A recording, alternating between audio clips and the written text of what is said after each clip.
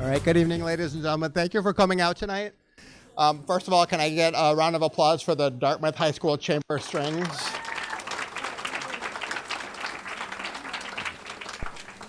I'm very excited to see the turnout that we have tonight. When I first became the literacy coach for the school, it was actually a really difficult decision for me because I was an 8th grade teacher before that. And the thought of leaving the classroom was something I really struggled with because I loved spending time with the kids so much. As a literacy coach, one of the biggest benefits for me was that I get to spend time with even more kids now. And the talent that I've seen from 6th, 7th, and 8th grade has just blown me away for the last couple of years. I'm really excited to be a part of the literacy committee with a strong focus on writing because I have such a strong counterpart with our librarian. As you can tell, we have one of the best libraries in the area. And Laura Gardner on the literacy committee really does a lot with the reading enthusiasm for the school. So thank you very much. Also on the literacy committee that helped us out this evening in making the selections for the poetry are our reading specialists, Stephanie Camara and Mary Lynch, and Susan Tolson, who works in the reading lab as well. But this night is really about the kids and the incredible work they've done. This year we have been very, very fortunate to have a lot of great writing. We started out early in the year with a scary story contest, and we ended up submitting 100-word scary stories to the youngwritersusa.com website, which was a contest, and we had over 35 of our students get published in a book called Spine Chillers. Immediately after that, we had first, second, and third place winners of a Patriots Pen essay contest in conjunction with the VFW. I'm trying to think of what we had. And then we also had the Harris Burdick. We had a Harris Burdick contest where students had to submit stories that were based on the images from a book by Chris Van Allsburg, and we had huge turnout from the 6th graders, resulting in some really incredible entries. So. But this tonight is about the culmination of our annual poetry contest that we do, and we had over 135 entries this year from our students. And it was really, really difficult, but the literacy committee was able to kind of pare it down to the top 10 from each grade level. And that was a really difficult decision for us to make. So I got to start by just saying everybody who is in this book tonight is a winner, even though at the end of the night we will be acknowledging second place and first place for each of the grade levels. But seriously, everybody that is in this book should be really proud of what they've been able to accomplish. So I know tonight we want to start with some of the band members that have a conflict a little later. Yes, so tonight we're going to begin with Elliot Dion. If Elliot can come forward and read your poem, please welcome Elliot Dion.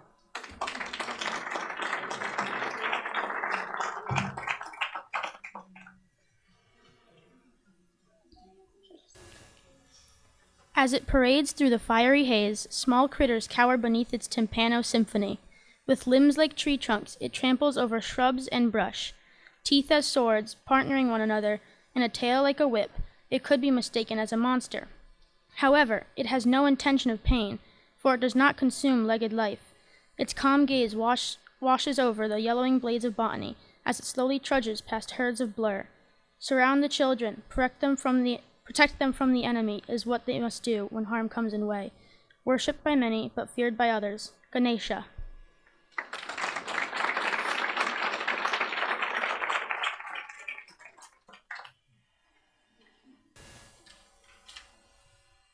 Next up, please welcome Edric Esplana.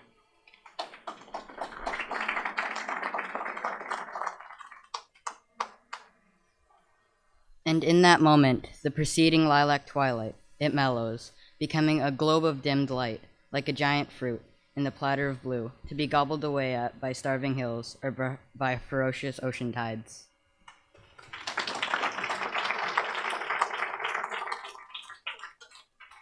So some of the poems that you're going to hear tonight were part of class assignments that were metaphor poems, which we did in conjunction with the book that we read in 6th grade, and others are object poems as well. They're designed to be descriptive without letting the audience know what the item is, to see if the audience can kind of figure them out. Our next up, we have Ryan Aruda.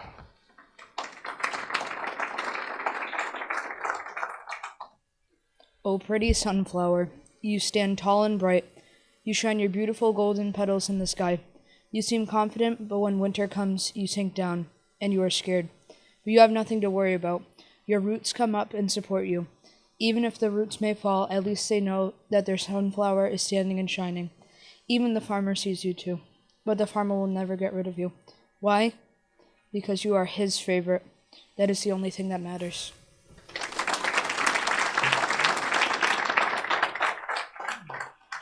Next, we have Leah Jalowick reading Teacher's Promise.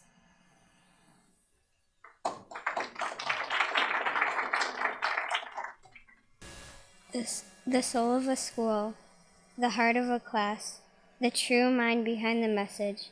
You'll never hear them judging, as good as your best friend. Role models to students who try to do their best, creating a wiser, creative world. Help us bloom like a flower, help us grow like water to a seed. We become better people with each discovery.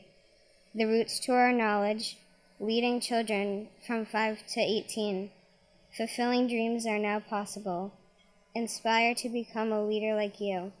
Memories are forming. The challenge helps us grow, including the one when you let us go.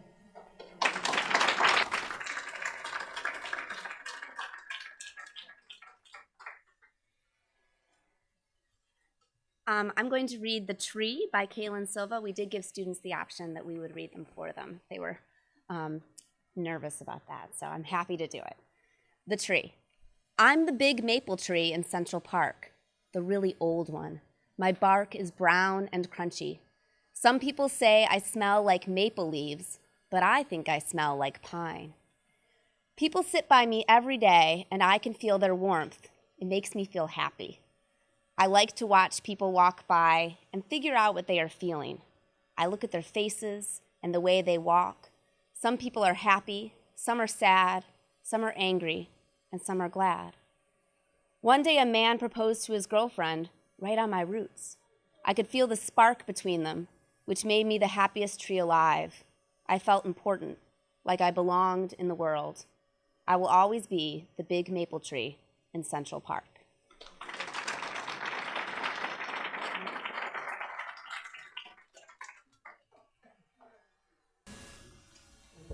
So having an event like this so close to April break next week, we obviously ran into a few challenges with some students, but we were able to get videos of students that weren't able to be here tonight reading their poems as well. So our next poem is called It Waits by Sophia Wade. Sophie Waite, I'm in 8th grade, and I will be reading my poem, It Waits. Under a blanket of snow, it waits.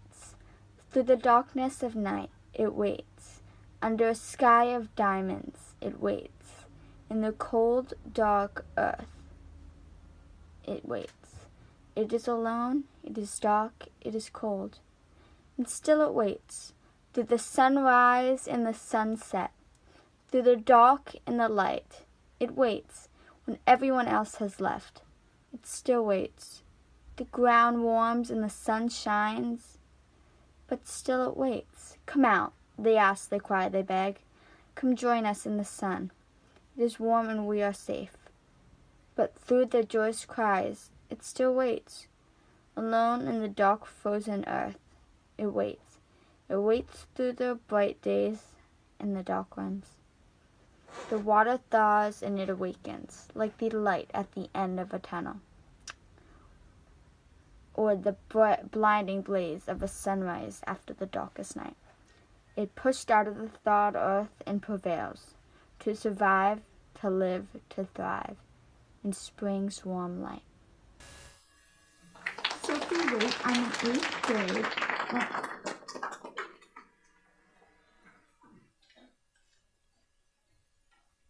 Our next poem was by a 6th grade pair that actually wrote one for a metaphor poetry contest, Kaylee Hull and Julia Carey.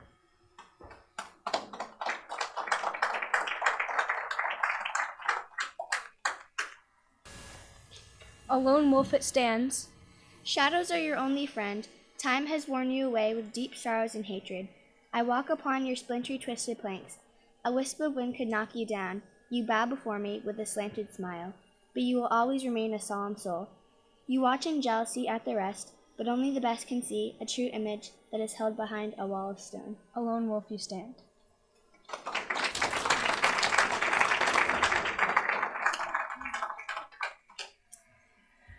Returning from last year, one of our star poets from last year, we have Leah Gippo reading the poem, I May Look Fine, But...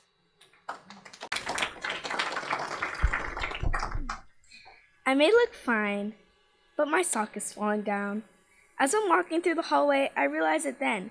I feel a small lump under my foot, and I resist the call to stop on the side and fix my sock with a tuck. I know a white sock will soon disappear inside my Converse sneaker, but it's a busy hallway, and I don't want to stop in the middle. A lot of people have bigger problems, and I know this is so little. So I get to the classroom, I look at the clock, and then I finally pull up my sock.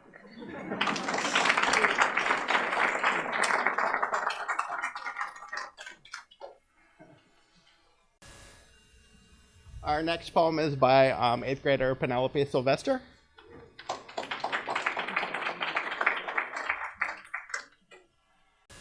An oasis, a little pool in a sea of sand, a place of comfort reaching for your hand. An oasis can be many things, a friend or a song. Some people like it when their friends sing along. It's a nice book or even a flower smell, a little puppy or a swirly shell. Something to hold on to in your heart and mind. But this world is full of infinite choices, so someone's oasis can be hard to find. But it's gonna be okay in this world so spacious. I hope that you too can find your oasis.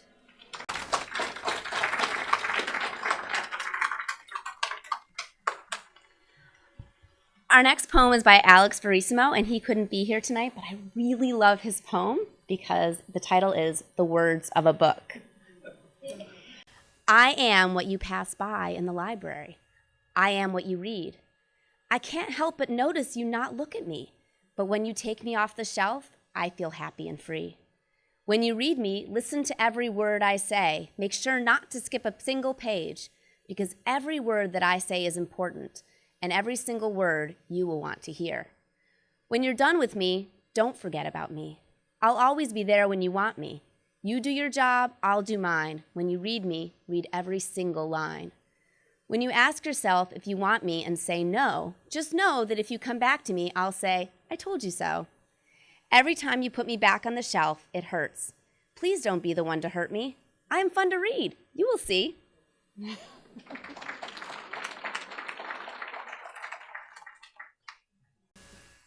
I do have to give credit to our reading specialist, Stephanie Kamara, who worked with Alex, who has coined the phrase, do your job, from the Patriots when it comes to reading. Our next poem is actually by Ava Gardner from 7th grade. It's called Bring Back Jack.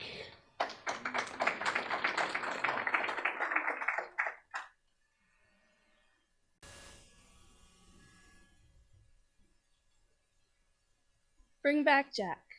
I am the box that may have frightened you. My appearance is fun to many, it's true. The way it happens, though, the suspenseful music, then the quick pop. Your reaction was the best. You threw me in a chest, through the chest down the stairs, then out the door, and now I'm on the porch. It's dirty, dark, and there's this odor. Wait, is this your dumpster? I want to apologize for a scare I did not mean to emphasize. Please take me back to your paradise.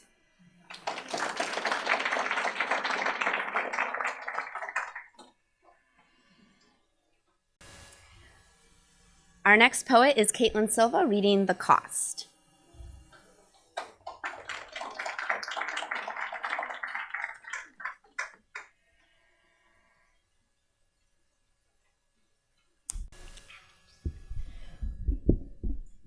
What is the cost of war?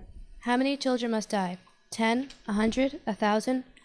How many must fall before you see that it's pointless, unnecessary, worthless to kill 1,000 boys over men's problems? Stop this. End this.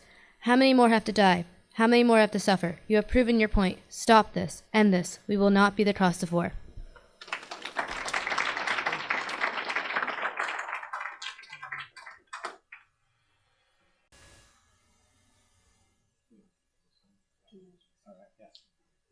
One of the other assignments that we had this year as well was looking at different styles and tone and mood with poetry.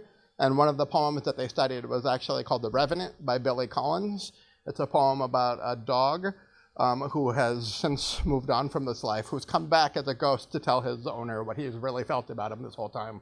So students were inspired by this poem to try to mimic the style and write their own with their own mood coming out of it as well. So this next poem is called Gurney, which is the name of the cow, and it's by James Robinson. Gurney by James Robinson. I am the steer you put to sleep, as you like to call the needle of oblivion. I have come back to tell you I love you every bit. When I licked your face, it was because you were salty. When I followed you home, it was because I missed you. When you used me as a sofa, I never got annoyed because I knew there was good food coming. When you got off the bus, I walked with you, waiting for you to scratch me. Sometimes you didn't come see me for a while. I would get angry, but then you would appear and give me a scratch, and all would be good.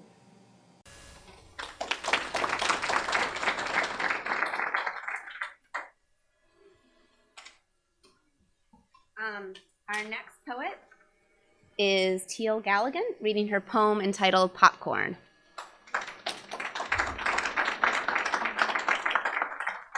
Hello. From the start, we are one. Then one by one, we are plucked from our slumber. We are reunited in a new place, phase one. We lay on the beach, some of us burn. One by one, we are launched from our cannon. We survive a sudden transformation, phase two. We bloom into a unique white flower, rockets reaching for the sky. We hit the top and fall.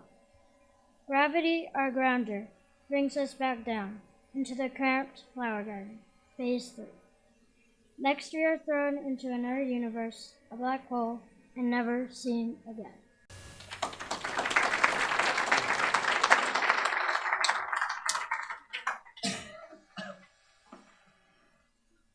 So for our next poet, talent runs in this family because we've already seen the video from his sister, Sophia. And this is our 6th grader, Lucas Waite, who also couldn't be here this evening, but recorded his video for us. Quill. With the essence of the 8-armed mollusk and the flight leaf of a goose, you can become the teller of stories for the people who can't hear.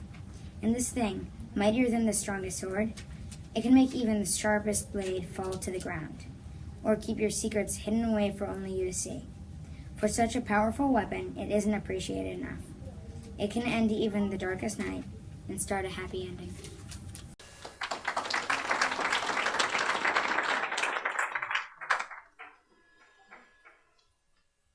I'd like to welcome up our next poet, Mackenzie Bello, reading Marx.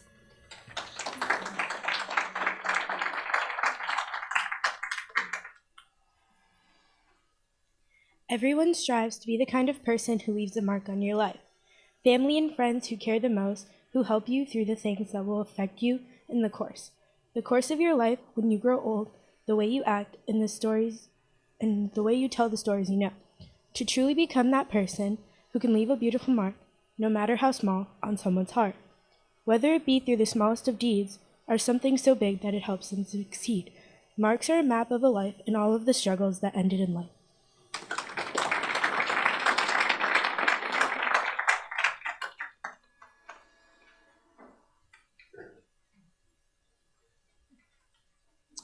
Our next poem is Unnoticed by Cameron Ortiz.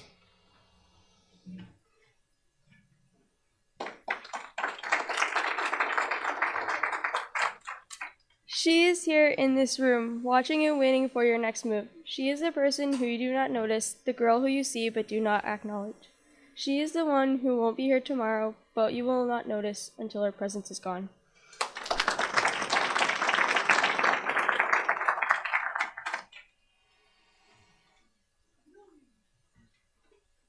I am happy to bring up next Madden. I had your sister in 8th grade, I think, but. Into the darkness by must she stares, alone in her head, no one is there. The sound of the cars and flashing lights, shining so bright, together, in the cold winter nights. But alone in the darkness, none of them know, a creature in silence without a home. All the lights flash, she sits alone, the monster inside her just wants to go home.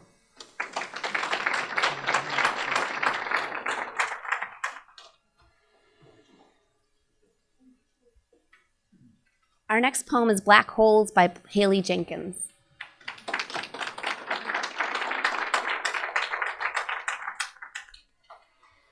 Blank and mysterious in the middle of the universe, hidden in the thick black layer of our unknown universe, trapping nothing but light that can never escape. Go in and get expelled, but you never know what's on the other side.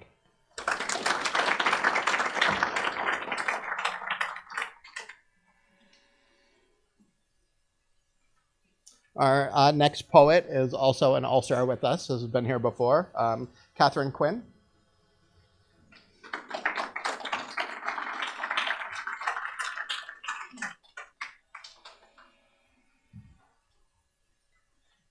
We live in a world of technology. Electricity it also contains. But when weather interferes with snow, wind, rain, the electricity disappears for a while. It can become quite a trial. Though we are also launched into a time machine, we live similar to those centuries past, when candlelight was the norm, sun or storm. We learn to empathize with the people who lived without electricity. Though no walk in the park, they constantly lived in the dark. So at times we lose power, over an hour. We learn to appreciate what has become taken for granted. The seeds of understanding are planted.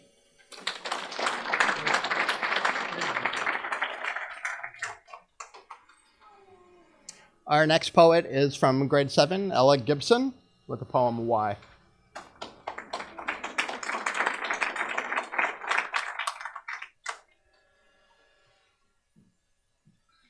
Why must we destroy this planet, this poor, helpless creature, whom we've taken over and demolished?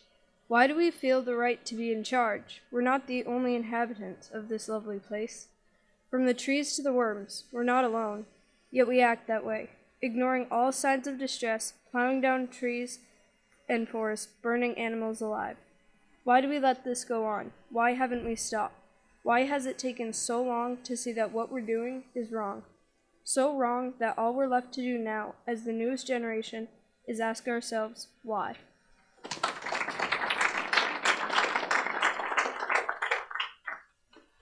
I'd like to bring up Jackie King, reading her poem Emotions.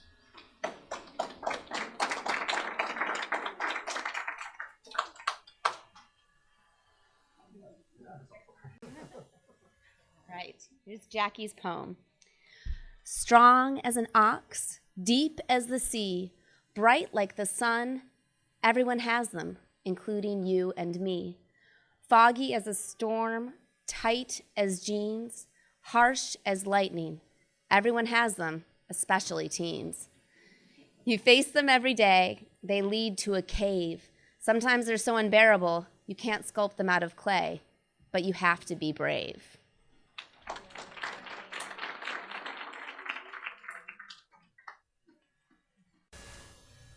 Next, we have another poem that was inspired by The Revenant by Billy Collins. This one is called Extreme Heat by John Brum. Extreme heat. I am the machine whose levers you push. As you like to say, the machine of toast. I am back to tell you one thing. I never liked the edge pieces. Not one bit. When you put in the edge piece, I thought of disintegrating it. When I watched it burn, I got very happy, but sad by your enjoyment of it.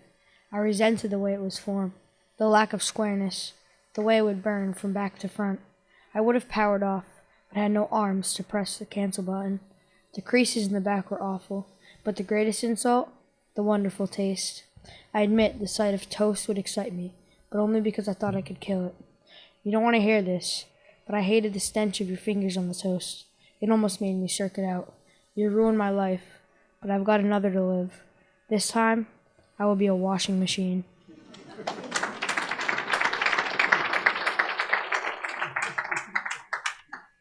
Our next poem is Love by Evan Doyon.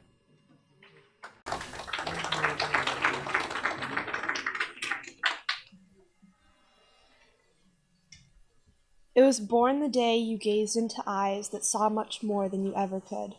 It crumpled the very foundations that you lived on. You became hopelessly and painfully attached to someone with a life so drastically different from your own. You tumbled into a pit inescapable, or flew into a cloud that took your senses and guided you only with the beat of a heart not yours. You didn't know what it was, a force drawing you in or an animal dragging in its latest kill. It was a secret, hidden in corners and closed in boxes. You wanted it gone. You poisoned it with flaws, beat it with hate, but it stuck to you. Nothing could take it away. Not poison, not pain, not even the pleading of your heart so full stretched to the limit. You had no choice. To ease your heart, you share it with the one with eyes, who have seen so much more than you ever could.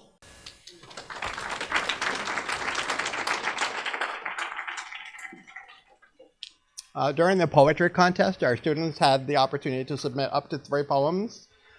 So our next poet is actually one that you've seen before, and we had a really tough time choosing between his poems, and we ended up choosing 2 of them. So Lucas Waite, on video again for you. Mine. Beware of the man who speaks in hands, some people say, for he is the master of ultraviolet objects. He lives in his invisible house, on his invisible bed, with his invisible cat. To others, his world is fake, but he knows his happiness is real.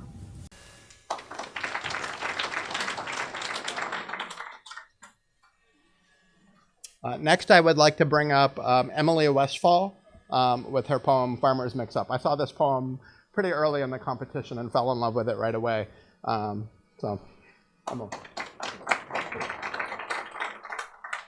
apples are on the corn stalks, the corn is in the trees, the pigs are doing farmer's work, and in their pen, there's me.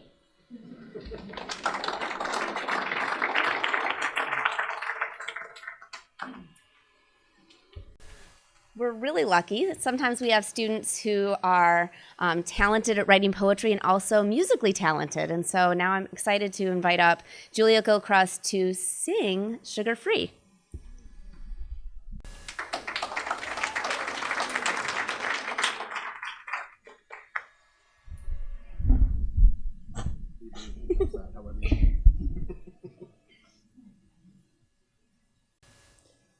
In just a few years we'll be gone and done, saying goodbye to brothers and mothers born by us. We'll be sitting in a dorm in a college far away. We'll have all these bills, student debts to pay. I don't think I can grow up so soon. I found a loophole I am gonna jump through. We got sugar-free candy, sugar-free, that's who I wanna be, sweet and fun without commitment, time management, I'll work on it. We'll be driving our cars and drinking at parties. Gone are the days of Sprite and Smarties, always saying after graduation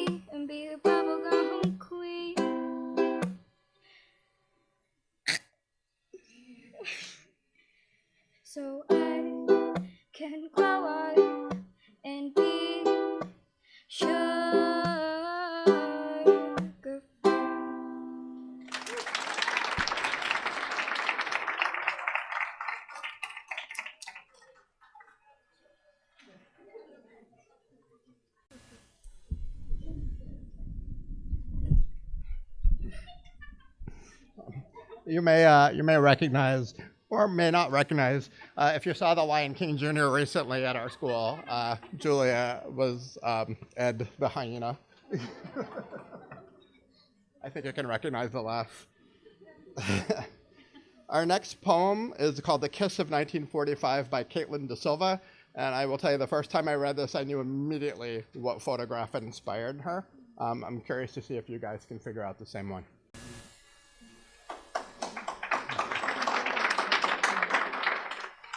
I hopped off the trolley in Old Times Square. The war had just ended, and I was much aware. I heard the news from a nearby crowd. All the nurses, including me, were extremely proud. A group of couples stormed out of the theater. Cheers and smiles were their feeders. My heart was thumping from all of the flashes. Cameras everywhere made loud crashes. The hats thrown in the air never came down, and not one American could be found with a frown. I strolled down the busy street crowded with people, only to meet a sailor soon to be under a steeple. His hat was bright white, like my dress, and I definitely wasn't very impressed. His girlfriend stood behind as he took me by the hand. He spun me around and dipped me so I couldn't stand. He kissed me without warning, eyes closed shut. A bright camera flashed and he began to strut. I was left alone a soon moment later, and the man who took that photo is known as the love locator. I look back now and I see a story, an ironic kiss and a war-winning glory.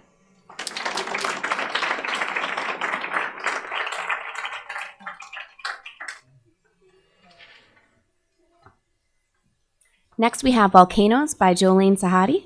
Is she here?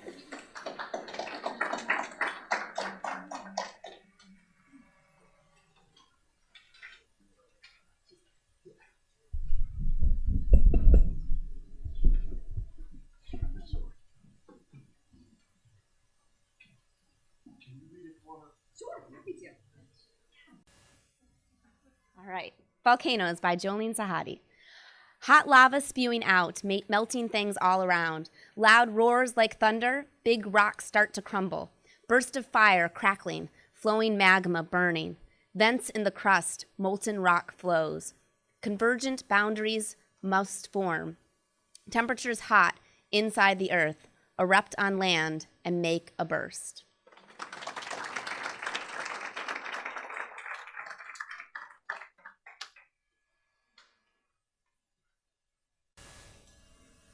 Next, I'd like to bring up 7th grader Bronte Masuko reading Who Talks About Darkness?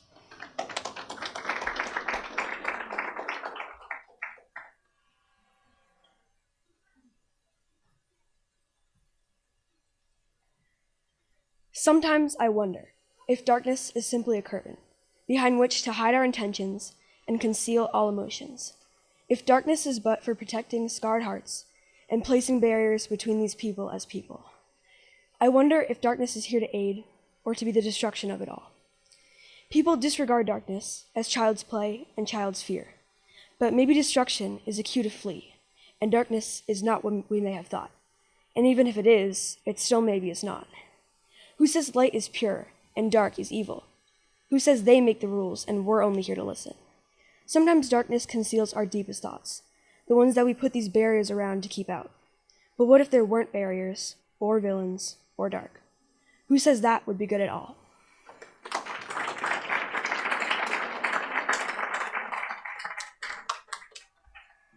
And our final poem of the night is Trampoline by Annika Spivey. This is another one that's inspired by The Revenant. I'm the bouncy web you jump on, as you like to call the active game of fun. I'm here to tell you one simple thing. I never enjoyed your painful fun, not one bit. From stretching me out or tiring me out, laughing as I wince, I squeak to try to let you know how painful this really is. I never enjoyed your painful fun, not one bit.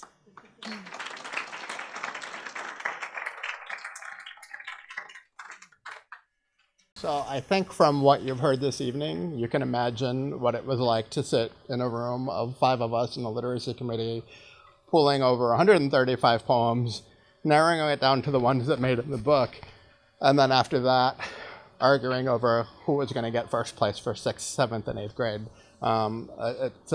it's a daunting task, and I know I'm never happy just picking one every time. So this year, we actually are going to give a prize to second place and first place in each category as well.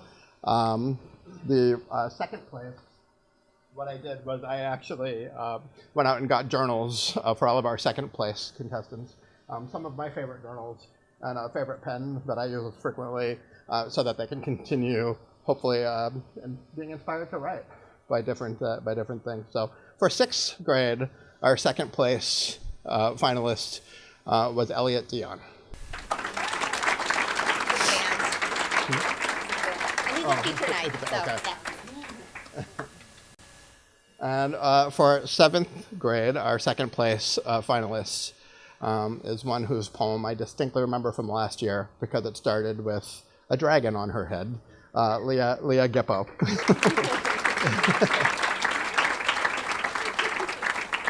And then second place for 8th grade is Cameron Ortiz.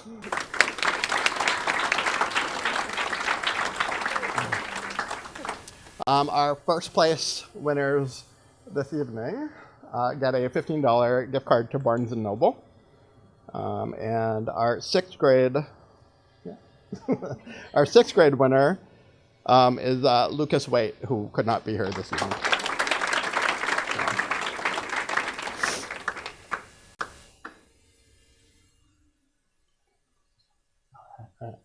Our 7th grade winner, you saw the video for the cow poem Gurney. James Robinson is our 7th place winner.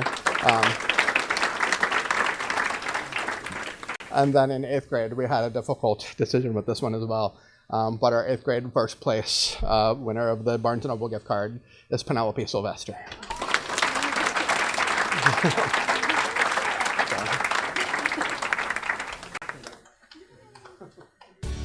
Thank you all for coming out. There are still some refreshments available, so feel free to. Still open as well. Book fair still open, so feel free to hang out for a little while.